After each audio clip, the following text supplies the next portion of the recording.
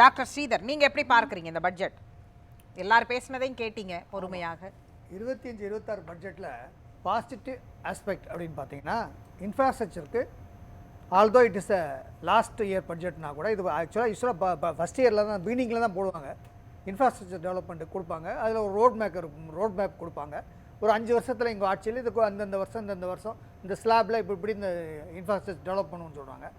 இது உல்ட்டாவாக இருந்தாலும் but anyway அது ஒரு பாசிட்டிவாக பார்க்கலாம். இன்ஃப்ராஸ்ட்ரக்சருக்கு ஒரு சைஸாக இம்பார்ட்டன்ஸ் கொடுத்துருக்காங்க.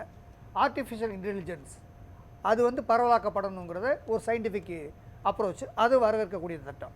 ரெண்டாவது குளோபல் வார்மிங்க்கு கொஞ்சம் கன்செப்ட் பண்ணியிருக்காங்க. அதுக்கடுத்தது போக இந்த ஃபிஸ்கல் டெபிசிட்டை குறைக்கிறதுக்கு ட்ரை பண்ணியிருக்காங்க. இது வருது. அடுத்தது போல் ரிஃபார்மிஸ்ட் பட்ஜெட் அப்படின்னா எதுவுமே இல்லை எக்ஸப்ட் ஒன், அந்த ஆதரவற்ற குழந்தைகளுக்கு 2000 ரூபா 18th வரைக்கும் அது ஒரு ரிஃபார்மிஸ்ட் சிஸ்டம், ஒரு திட்டம் தான். இதை தவிர எந்த ரிஃபார்மும் இல்லை. ஒன்று கம்மிங் டு தி செட்பேக் அப்படின்னு எடுத்துட்டிங்கன்னா இந்த பட்ஜெட்டில் ரோட் மேப் இல்லை. ஷார்ட் டேர்ம் கோல் அப்படின்னா கூட இதில் ஆர்ட்ஸ் பஸ்ட்னா கூட ஒரு ஷார்ட் டேர்ம் கோல் இருக்கணும். அவர் சொன்ன மாதிரி, ரகுநாதன் சொன்ன மாதிரி ஷார்ட் டேர்ம் கோலில் ஷார்ட் டேர்மில் என்ன பண்ணணும், இவங்க அறிவிச்சிருக்க இந்த திட்டங்கள், இந்த அமௌண்ட்டும் இத்தனை மாதத்துக்குள்ள 3 மாதத்துக்கு எவ்வளோ செலவு, எவ்வளோ கட்டமைப்பு நம்ம நிறுவோம், 6 மாதத்துக்கு எவ்வளோ நிறுவோம், அடுத்த 9 மாதத்துக்கு எவ்வளோ நிறுவோம் அப்படிங்கிற ஒரு யார்ட்ஸ்டிக் இல்லை, ஒரு கிளியர் கட்டு இது இல்லை. இது ஒரு எலூசிவான ஒரு அனௌன்ஸ்மெண்ட்டு. இது நம்ம இதாக பார்த்தீங்கன்னா நான் குறை சொல்கிறக்கா சொல்லலை, மேனேஜ் பண்ணுறாங்க. அதாவது இருக்கிறத வச்சு ஹவு டு ஒரு ப்ரொஜெக்ட் பண்ணுங்கிற ஒரு கேபிட்டலாக ஒரு இது பண்ணியிருக்காங்களே தவிர இது ஒரு கிறிஸ்பான ஒரு ஒரு ஒரு அப்ரிஷியபிள் பட்ஜெட்னா இல்லை. ரெண்டாவது அப்புறம் இந்த இல்லை சோஷியல் ரிஃபார்ம்ஸ் அப்படின்னா ஏற்கனவே கொடுக்குற காலை உணவு திட்டத்துல தொடங்கி இவங்க கொடுக்குற உரிமை தொகை, இந்த விலையில்லா அது எல்லாமே சோஷியல் ரிஃபார்ம்ஸ் வரக்கூடிய திட்டங்கள் தானே. நலத்திட்டங்கள் வேற, ரிஃபார்மிஸ்ட் வேற. நலத்திட்டங்களுக்கு அது நலத்திட்டங்கள் செய்றாங்க. அதாவது எந்த கவர்மெண்ட்டும், தமிழ்நாடு கவர்மெண்ட் வேலை வாய்ப்பு எப்படிங்க நலத்திட்டம் ஆகும்? அது ரிஃபார்மிஸ்டான ஒரு வேலை தான. அதுதான் நான் கேக்குறேன். இதெல்லாம் சோஷியல் ரிஃபார்ம்ஸ்ல தானே வரும். வேலை வாய்ப்பு இப்ப சொல்லிருக்காங்க. திருநர்கள், திருநங்கை, ஜெண்டர் எம்பவர்மென்ட் எல்லாம் சோஷியல் முதியோர்களுக்கான அந்த அவங்களுக்கான சென்டர்ஸ் ஓபன் பண்றது ரிஃபார்மிஸ்ட் கிடையாதா? இது திருநங்கைக்கு ஒரு இது வச்சுங்க. அதெல்லாம் வெரி நெக்லிஜிபிள் அமௌண்ட் தான் மேஜரா பார்க்கும்போது. ஒன்று இதாச்சா. அதுக்கடுத்து இந்த ஒரு வாரத்துக்கு முன்னாடி நீங்கள் என்ன பட்ஜெட்டில் சொல்லணும்னா வருவாயை குறைக்கணும். வருவாயை எப்படி ஈட்டுறது, வருவாய் பற்றாக்குறையை குறைக்கிறதுக்கு வருவாயை எப்படி ஈட்டுறது, அதுதான் நமக்கு முதல் வாய்ப்பாடு. இதுக்கு எல்லாரும் ஃபைனான்ஸ் செக்ரட்டரி சொல்கிறாரு, நான் எல்லா ஆளுகளையும் கூப்பிட்டு, எல்லா ஸ்டேக் ஹோல்டர்ஸும் கூப்பிட்டு நான் ஒரு பேச்சு அவங்களோட ஒப்பீனியன்லாம் வாங்கினேன்னு சொல்கிறாரு.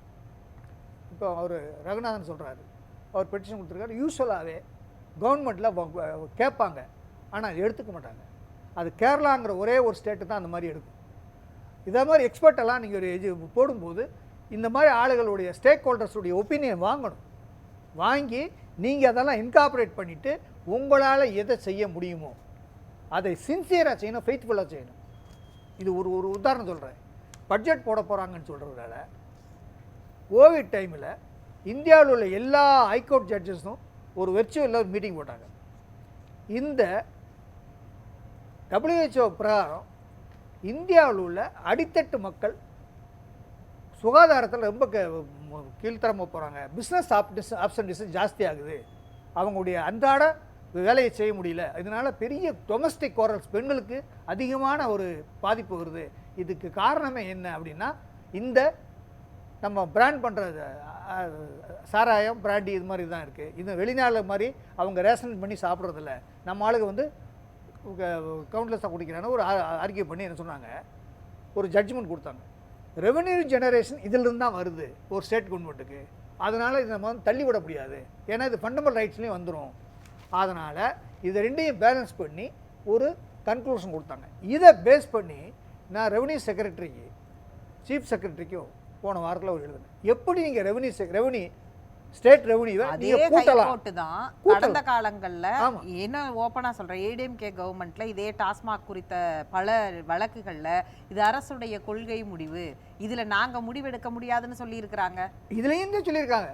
இதையும் அதை சொல்லித்தான் கொள்கை முடிவும் போது தான் அவங்க வெயிட் பண்ணுறாங்க கான்ஸ்டியூஷனல் ரைட்ஸா அப்புறம் டைரக்டிவ் பிரின்சிபல் ஆஃப் ஸ்டேட் பாலிசியா, இது ரெண்டையும் அமல்கேட்மெண்ட் பண்ணி எப்படி ஒரு தீர்வை கொண்டு கொடுக்குது, ஒரு சொல்யூஷன் என்ன.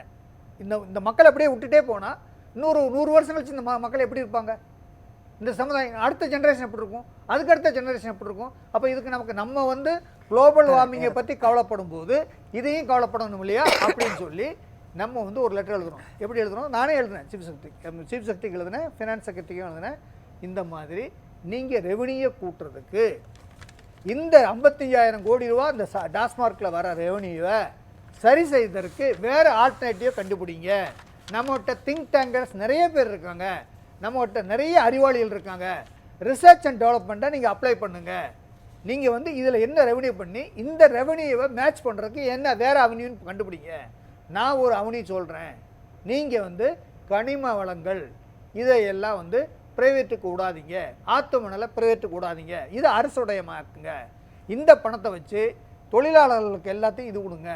ஒரு செக்டரை வந்து நீங்கள் தவறாக விட்டுருக்கீங்க. பிளான்டேஷன் லேபர்ஸை வந்து பிளான்டேஷன் செக்டர்ஸை எந்த பட்ஜெட்லையும் எந்த கவர்மெண்ட்டுமே செய்ய மாட்டேங்கிறீங்க, அது சைசமான ஓட்ஸ் இருக்குது, இதெல்லாம் பண்ணுங்கன்னு சொல்லி கொடுத்தேன். இதெல்லாம் வந்து இது ஆப்ஷன். ஆக மொத்தம் இது கடைசி பட்ஜெட்னால ரிஃபர்மேஷன் இல்லாத பட்ஜெட்டு, பட் இருக்கிறத மேனேஜ் பண்ணியிருக்காங்க, அவ்வளோதான் சொல்ல முடியுது, வேற ஒன்றும் இல்லை. ரிஃபார்மிஸ்ட் இல்லாத பட்ஜெட்னு சொன்னதுக்காக இப்போ வந்து அன்புச்சோலை அப்படின்றது முதியோர்களுக்கான 25 சென்டர்ஸ் 10 சிட்டியில் வந்து 10 கோடியில் ஓப்பன் பண்ணுறாங்க. இது வந்து கண்டிப்பாக சோஷியல் ஜஸ்டிஸ்க்கான ஒரு ரிஃபார்மிஸ்ட் தான். சென்னை, கோயம்புத்தூர், மதுரை இந்த 3 சிட்டிஸ்லையும் பார்த்தோம்னா ஒவ்வொரு சிட்டிலையும் 1000 ஸ்டூடெண்ட்ஸ் பெண் ஸ்டூடெண்ட்ஸ் இருக்கிறதுக்காக ஹாஸ்டல்ஸ் ஓப்பன் பண்ணப்பட போகுது.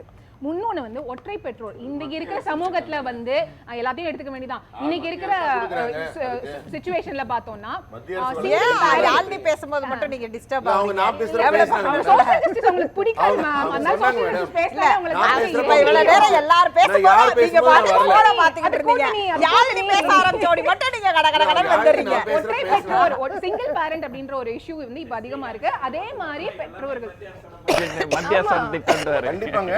ஒற்றை பெற்றோர்கள் இல்லாத குழந்தைகளுக்கு வந்து மாசம் மாசம் வந்து அசிஸ்டன்ஸ் கிட்டத்தட்ட 50,000 குழந்தைங்களுக்கு வந்து மாசம் மாசம் பினான்சியல் அசிஸ்டன்ஸ் கொடுக்க போறோம். அதே மாதிரி திருநங்கைகளுக்கும் அவங்களோட படிப்புக்காக பினான்சியல் அசிஸ்டன்ஸ் கொடுக்குறோம். அது மட்டும் இல்லாம திருநங்கைகளை வந்து ஒரே ஒரு நிமிஷம், இன்னொரு சார் சொன்னாரு ரெவென்யூ ஜெனரேட் பண்றதுன்னு இருக்குல்ல, சிஏஜி கொடுத்த ரிப்போர்ட்ல ஒரு மாநிலம் வந்து டாக்ஸை கலெக்ட் பண்ணி ரெவென்யூ வரலாம், டாக்ஸ் கலெக்ட் பண்ணாலும் இன்னொரு வேற அவென்யூஸ்ல இருந்து வரலாம். சிஏஜி ரிப்போர்ட் என்ன சொன்னுச்சுன்னா தமிழ்நாடு வந்து 41% வந்து நான் டாக்ஸ் ரெவென்யூவை இன்க்ரீஸ் பண்ணிருக்கு அப்படின்னு.